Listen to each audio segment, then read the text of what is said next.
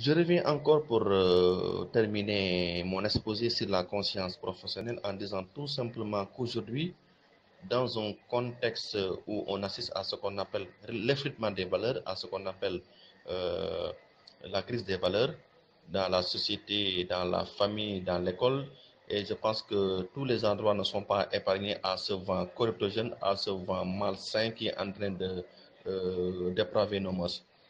Je vois qu'aujourd'hui, beaucoup d'enseignants qui sortent des CRPE manquent de conscience professionnelle parce que tout simplement, ils pensent que l'école est un milieu où l'enseignant peut faire ce qu'il veut. L'enseignant fait ce que bon lui semble. L'enseignant peut s'absenter pendant 15 minutes. L'enseignant peut venir et ne pas faire des fiches. L'enseignant peut venir et ne pas faire la correction de devoir. Je dis que ces enseignants-là sont aux antipodes de la conscience professionnelle. Parce que tout simplement, il y a ce qu'on appelle l'obligation de réserve dans l'école, c'est-à-dire ne pas communiquer les secrets, l'obligation aussi de loyauté, l'obligation de résidence, c'est-à-dire loger aussi dans le lieu où on sert, et ce qu'on appelle aussi l'obligation de service, c'est-à-dire travailler. Maintenant, si l'enseignant ne respecte pas donc toutes ces obligations, tout ce qui est de ça, l'enseignant peut être exposé à des sanctions. Je dis bien sanctions négatives. Et ces sanctions peuvent être le redéploiement, la suspension du salaire, le rétrogradé. De ce point de vue, donc, il est nécessaire de rappeler à l'enseignant qu'il est soumis à un ensemble de paquets de services parce que l'enseignant est contrôlé au niveau de l'école sur le plan pédagogique et sur le plan aussi administratif par son directeur.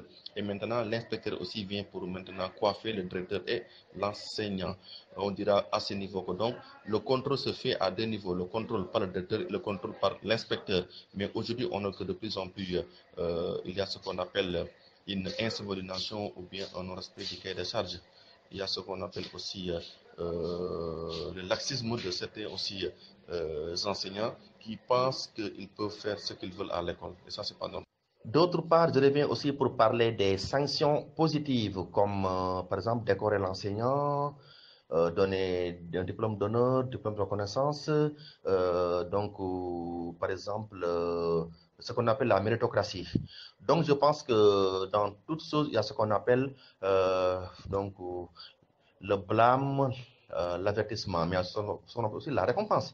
Les enseignants qui ont bien travaillé, qui sont distingués dans leurs écoles de par leurs résultats scolaires, que ce soit BFM ou BAC, sont récompensés à la fin de l'année.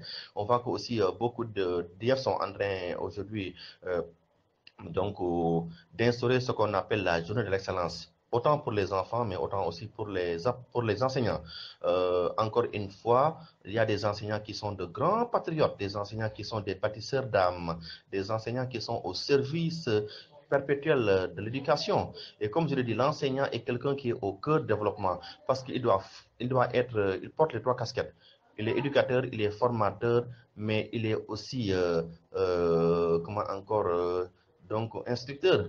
De ce point de vue, un enseignant ne doit cesser toujours d'apprendre. Il doit toujours aller au service doit être au service de l'éducation. C'est pour cela que l'enseignant doit toujours se documenter. C'est pour cela que l'État même a octroyé ce qu'on appelle l'indemnité de recherche ou bien prime scolaire. Ce qui fait que l'enseignant doit acheter beaucoup de livres, l'enseignant doit se documenter, faire la préparation mentale.